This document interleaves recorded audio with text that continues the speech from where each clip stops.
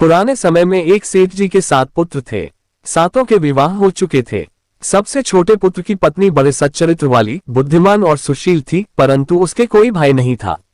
एक दिन बड़ी बहू ने घर लीपने को पीली मिट्टी लाने के लिए सभी बहुओं को साथ चलने को कहा तो सभी दलिया और खुरपी लेकर एक नदी के किनारे पहुंचकर मिट्टी खोदने लगी। तभी वहां एक सर्प निकला जिसे बड़ी बहू खुरपी से मारने लगी। ये देखकर छोटी बहू ने उससे रोकते हुए कहा, दीदी मत मारो इसे, ये बेचारा निरपराध है। ये सुनकर बड़ी बहू ने उसे नहीं मारा। तब सर्प एक ओर जा बैठा।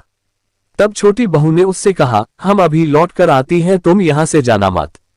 ये कहकर वह सबके साथ मिट्टी लेकर घर चली गई और वहां कामकाज में फंसकर सर्प से जो वादा किया था उसे भूल गई। उसे दूसरे दिन वह बात याद आई तो सबको साथ लेकर वहां पहुंची और सर्प को उस स्थान पर बैठा देखकर बोली, सर्प भैया नमस्कार।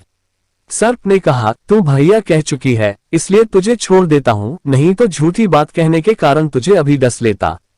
वो बोली, भैया मुझसे भूल हो गई, उसकी क्षमा मांगती हूँ। तब सर्प बोला, अच्छा तू आज से मेरी बहन हुई और मैं तेरा भाई हुआ, तुझे जो मांगना हो मांग ले। वह बोली, भैया मेरा कोई नहीं है, अच्छा हुआ जो तू मेरा भाई बन गया। कुछ दिन व्यतीत होने पर वह सर्प मनुष्य का रूप रखकर उसके घर आया और बोला कि मेरी बहन को भेज दो, मैं उससे मैके लिवाने आया हूँ।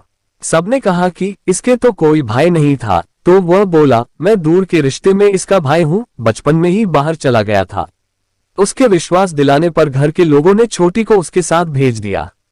उसने मार्ग में बताया कि मैं वही सर्प हूँ, इसलिए तू डरना नहीं और जहाँ चलने में कठिनाई हो वहां मेरी पूंछ पकड़ लेना। छोटी ने उसके कहे अनुसार ही किया और इस प्रकार वह उसके घर पहुंच गई।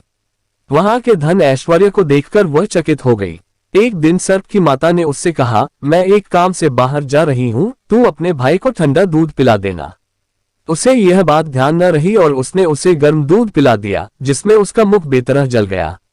ये देखकर सर्प की माता बहुत क्रोधित हुई, परंतु सर्प के समझाने पर शांत हो गई। तब सर्प ने कहा कि बहन को अब उसके घर भेज देना चाहिए। तब सर्प और उसके माता पिता ने उससे बहुत सा सोना, चांदी, जवाहरात, वस्त्र, आभूषण आदि देकर उसे बड़े प्यार से विदा किया और उसके घर पहुंचा दिया। इतना ढेर सारा धन देखकर बड़ी बहू ने ईर्ष्या से कहा, भाई तो बड़ा धनवान है, तुझे तो उससे और भी धन लाना चाहिए। सर्प ने यह वचन सुना तो सब वस्तुएं सोने की लाकर दे दी। ये देखकर बड़ी बहू ने कहा, इन्हें झाड़ने की झाड़ू भी सोने की होनी चाहिए। तब सर्प ने झाड़ू भी सोने की लाकर रख दी। सर्प ने छोटी बहू को हीरा मणियों का एक अद्भुत हार दिया था। उसकी प्रशंसा उस देश की रानी ने भी सुनी और वह राजा से बोली कि सेठ की छोटी बहू का हार यहाँ आना चाहिए। राजा ने मंत्री को हुक्म दिया कि उससे वह हार लेकर शीघ्र उपस्थित हो। मंत्री ने सेठ जी से जाकर कहा कि महारानी जी छोटी बहू का हार पहनेंगी, वो उससे लेकर मुझे दे दो। सेठ जी ने डर के कारण छोटी बहू से हार मंगा कर दे दिया। छोटी बहू को यह बात बहुत बुरी लगी। उसने अपने सर्प भाई को याद किया और आने पर प्रार्थना की, भैया रानी ने हार छीन लिया है, तुम कुछ ऐसा करो कि जब वह हार उसके गले में रहे तब तक के लिए सर्प बन जाए और जब वह मुझे लौटा दे तब हीरो और मणियों का हो जाए। सर्प ने ठीक वैसा ही किया। जैसे ही रानी ने हार पहना वैसे ही वह सर्प बन गया। ये देखकर रानी चीख पड़ी और रोने लगी। ये देखकर राजा ने सेठ के पास खबर भेजी कि छोटी बहू को तुरंत भेजो। सेठ जी डर गए कि राजा न जाने क्या करेगा।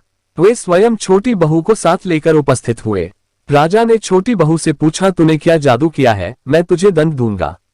छोटी बहू बोली, राजन धृष्टता क्षमा कीजिए, यह हार ही ऐसा है कि मेरे गले में हीरो और मणियों का रहता है और दूसरे के गले में सर्प बन जाता है। ये सुनकर राजा ने वह सर्प बना हार उसे देकर कहा, अभी पहन कर दिखाओ। छोटी बहू ने जैसे ही उसे पहना वैसे ही हीरो मणियों का हो गया। ये देखकर राजा को उसकी बात का विश्वास हो गया और उसने प्रसन्न होकर उसे बहुत सी सोने की मुद्राएं भी पुरस्कार में दी। छोटी वह अपने हार और राजा द्वारा दिए धन के साथ घर लौट आई। उसके धन को देखकर बड़ी बहू ने ईर्ष्या के कारण उसके पति को सिखाया कि छोटी बहू के पास कहीं से धन आया है। ये सुनकर उसके पति ने अपनी पत्नी को बुलाकर कहा, ठीक ठीक बता कि यह धन तुझे कौन देता है। तब वह सर्प को याद करने लगी। तब उसी समय सर्प ने प्रकट होकर कहा, यदि मेरी धर्म बहन के आचरण पर संदेह प्रकट करेगा तो मैं उसे खा लूंगा। ये सुनकर छोटी बहू का पति बहुत प्रसन्न हुआ और उसने सर्प देवता का बड़ा सत्कार किया। उसी दिन से नाग पंचमी का त्योहार मनाया जाता है और स्त्रियां सर्प को भाई मानकर उसकी पूजा करती हैं।